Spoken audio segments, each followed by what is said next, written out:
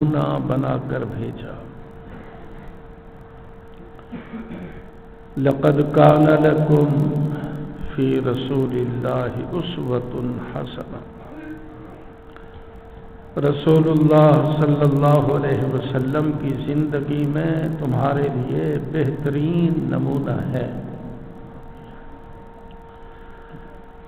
صرف عقائد نہیں، عبادات نہیں، بلکہ تمام معاملات میں، کھانے میں، پینے میں، چلنے میں، بیٹھنے میں، سونے میں، اٹھنے میں، وضو کرنے میں، بیت الخلاء جانے میں، مسجد میں داخل ہونا، خارج ہونا، ان تمام امور میں رسول اللہ صلی اللہ علیہ وسلم کا طریقہ امت کے لیے نمونہ ہے۔ نمونے کے مطابق زندگی گزرے گی، کامیاب زندگی ہے، اور اگر نمونے سے ہٹ گئے تو بہت ہی ناکام اور انتہائی خسارہ۔ ان معاملات میں سے، ان اعمال میں سے ایک معاملہ خلق کا معاملہ ہے۔ اللہ تعالیٰ نے حضور صلی اللہ علیہ وسلم کو بلند اخلاق عطا فرمائے۔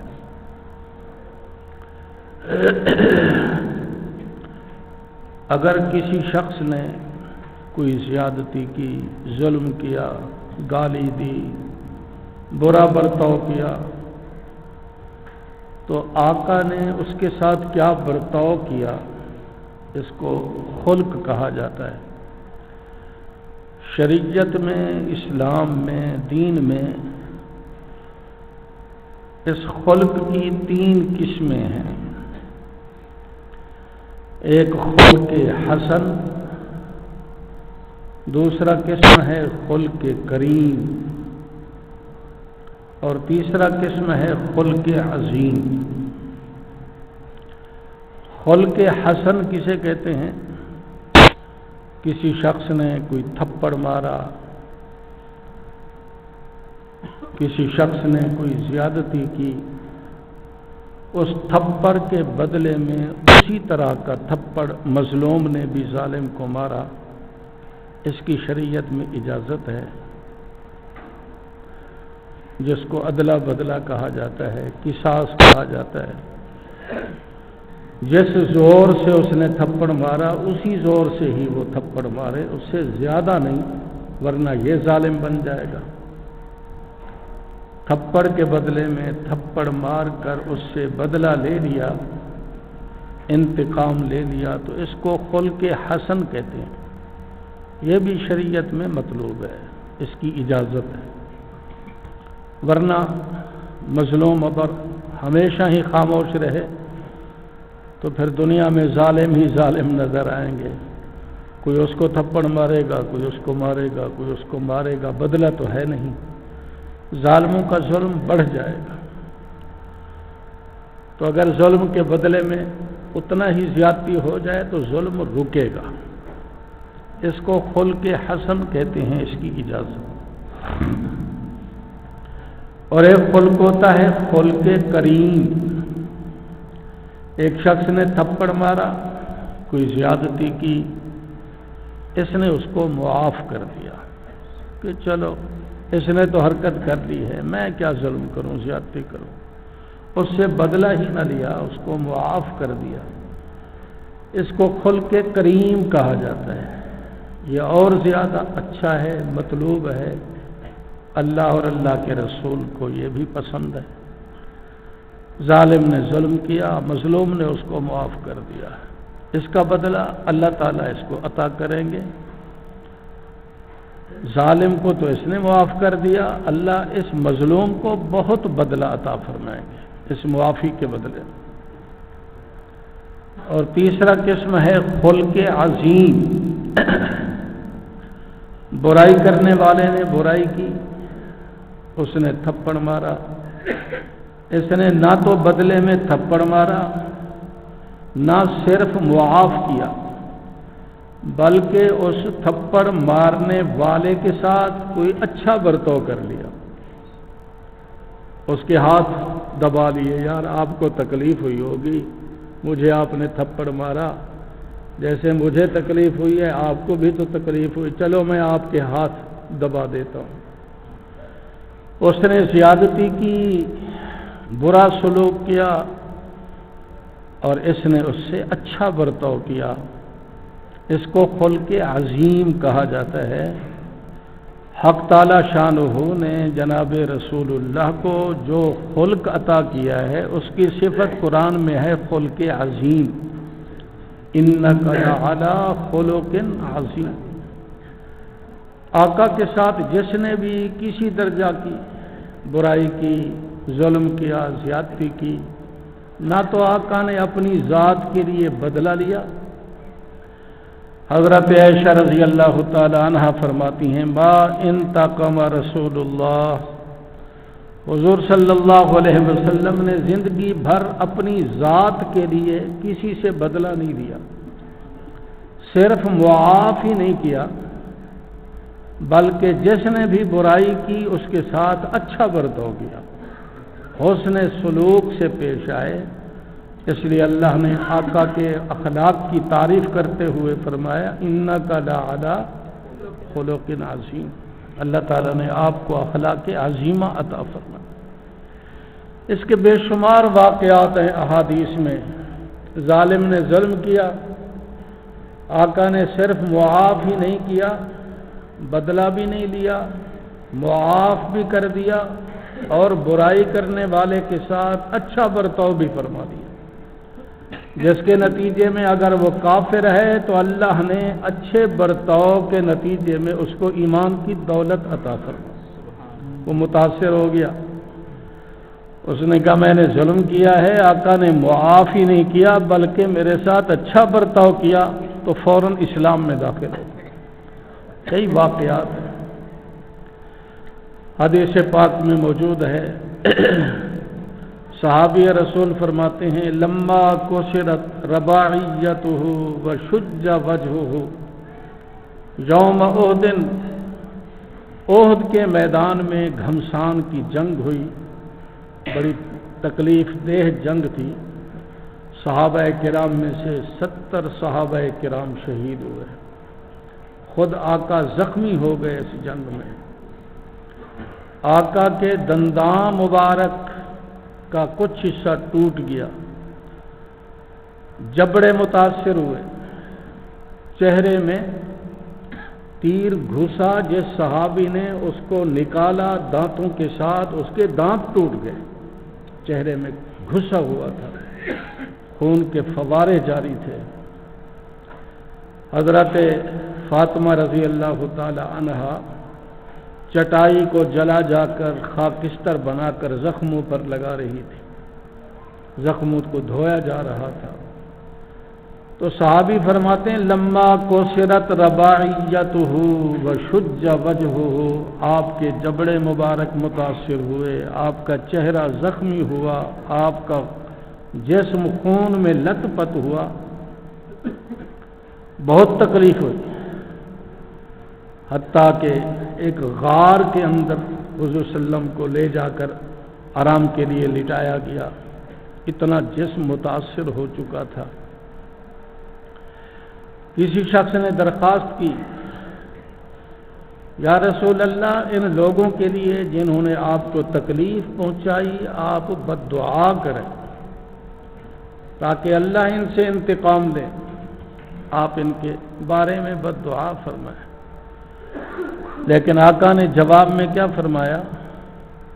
فرمایا لم ابعث لعانا، اللہ نے مجھے بد دعا دینے کے لیے پیدا نہیں کیا، لعنت کرنے کے لیے پیدا نہیں کیا، انی بعثت، میں تو اس لیے پیدا ہوا ہوں کہ پورے عالم کے لیے رحمت بن جاؤں، اس لیے میں بد دعا کی بجائے یہ دعا کرتا ہوں اللہم اہد قومی فانہم لا یعلمون، اے میرے اللہ ان ظالموں کو ہدایت عطا فرما، انہوں نے ظلم کیا، بد دعا دینا بھی گوارا نہیں، ان کی ہدایت کی دعا فرما۔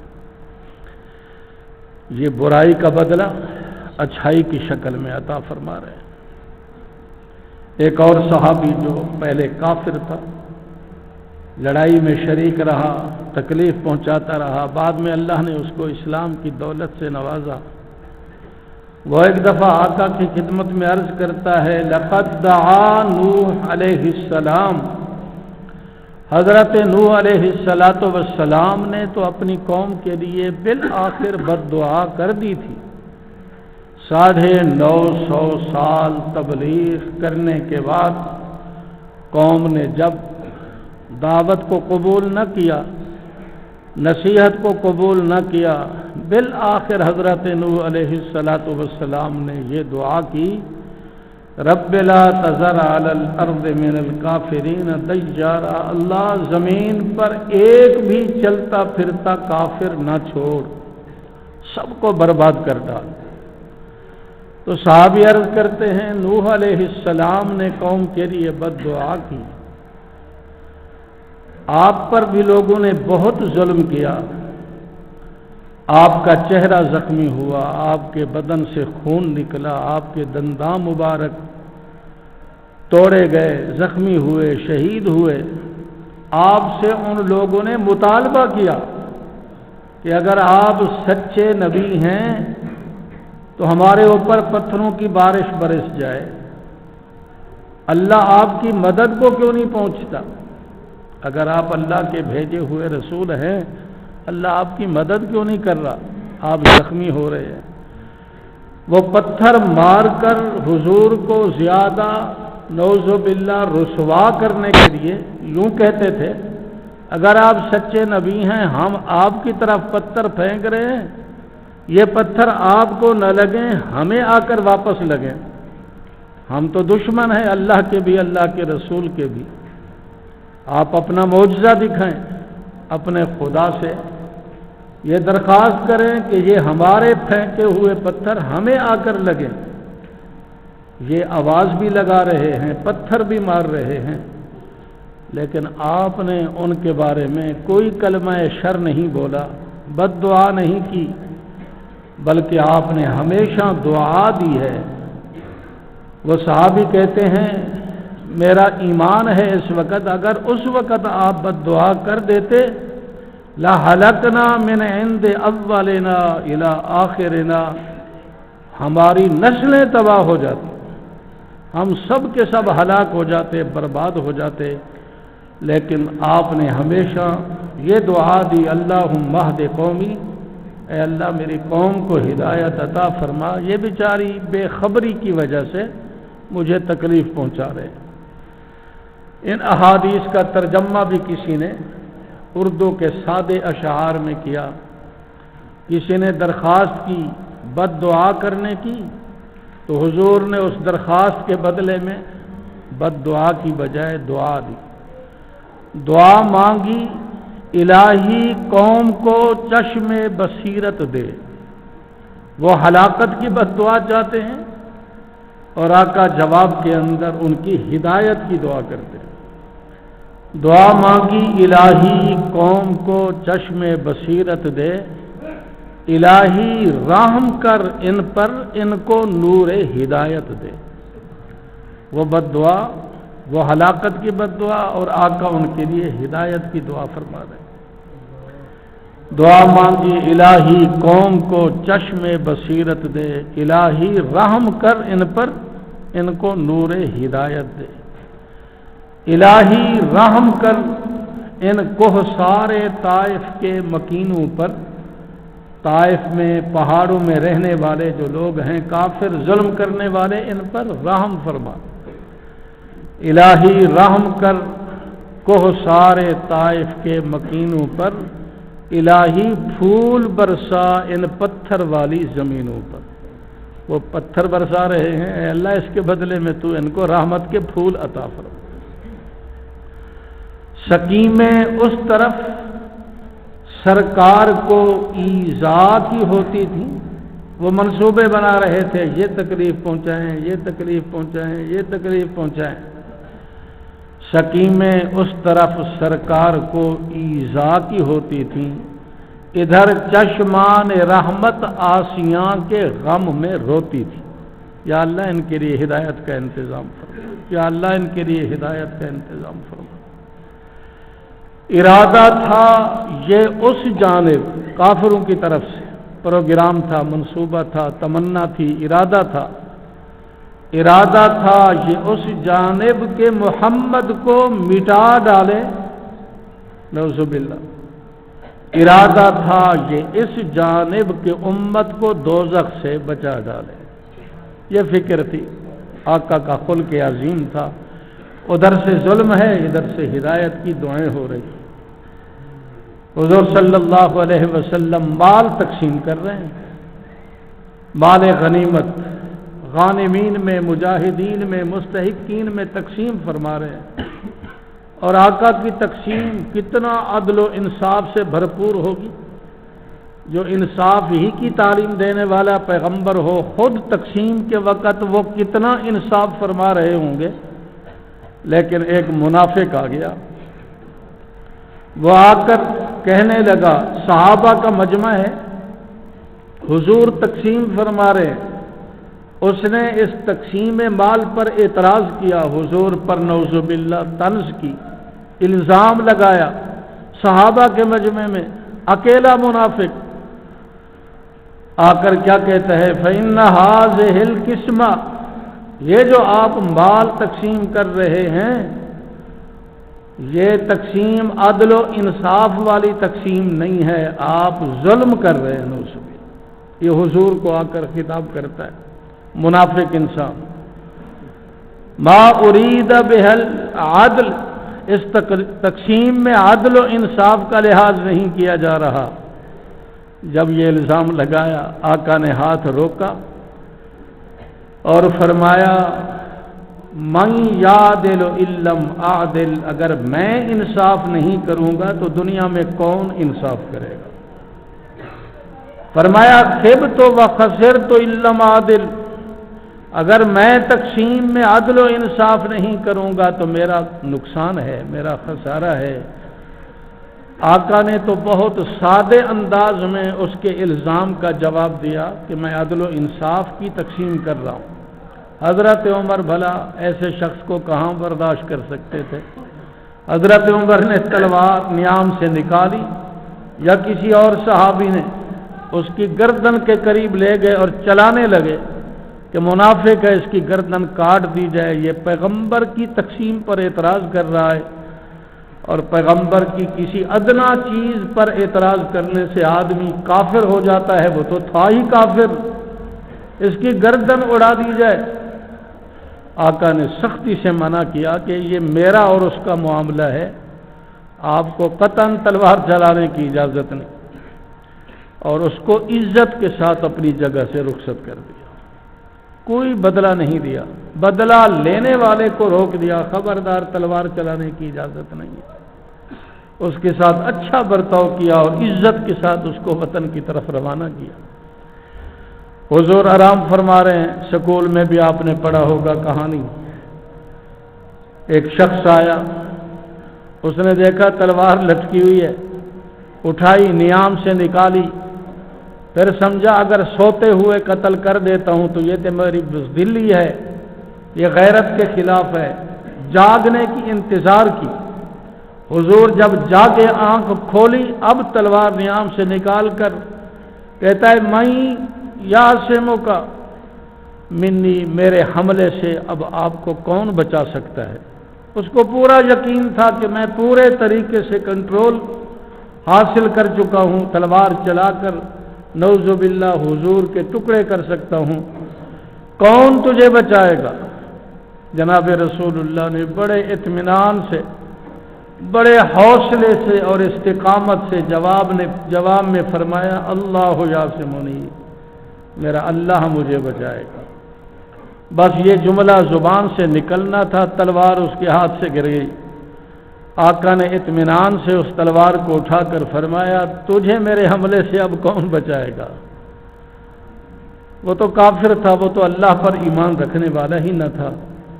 کیا کہتا ہے، کن خیر آخذ، میں آپ کے قبضے میں ہوں، آپ ہی مجھے اپنے حملے سے بچا سکتے ہیں، مجھے تو کوئی بچانے والا نہیں ہے۔ آقا نے فرمایا جا، میں نے تجھے معاف کر دیا۔ جب یہاں سے گیا اپنی قوم کو جا کر کہا میں تمہیں پیدا کرنے والے خدا کا واسطہ دیتا ہوں، اس محمد کے دین کو قبول کر لو، اس سے بہتر اخلاق والا اور دنیا میں کوئی نظر نہیں آتا۔ آقا کے اخلاق سے متاثر ہو کر جا کر قوم کے لیے داعی بن گیا۔ حضرت انس فرماتے ہیں میں حضور کے ساتھ بیٹھا ہوا تھا، ایک بدوی آ گیا، دیہات کا رہنے والا بدو، جو آداب سے پورے طریقے سے واقف نہیں تھا، 2 اونٹ لے کر آیا، مسجد نبوی ہے، اونٹوں کو باہر بٹھایا، اندر داخل ہوا، صحابہ کا مجمع لگا ہوا ہے، اور آ کر کہنے لگا کہ میں ضرورت مند ہوں، مجھے اس مال میں سے کچھ مال چاہیے جو مال آپ کے پاس ہے۔ احمل علی جمل علی بعیر، یا میرے 2 اونٹ ہیں، مجھے 2 اونٹوں کا بھار چاہیے، کچھ اناج چاہیے، کچھ کھجوریں چاہیے، میں ضرورت مند ہوں۔ آگے جملہ کیا بولا، یہ تیرے پاس جو مال موجود ہے میں اس مال سے مطالبہ کر رہا ہوں جو مال اللہ کا ہے، نہ تیرا ہے، نہ تیرے باپ کا ہے، نہ تیرے دادے کا ہے۔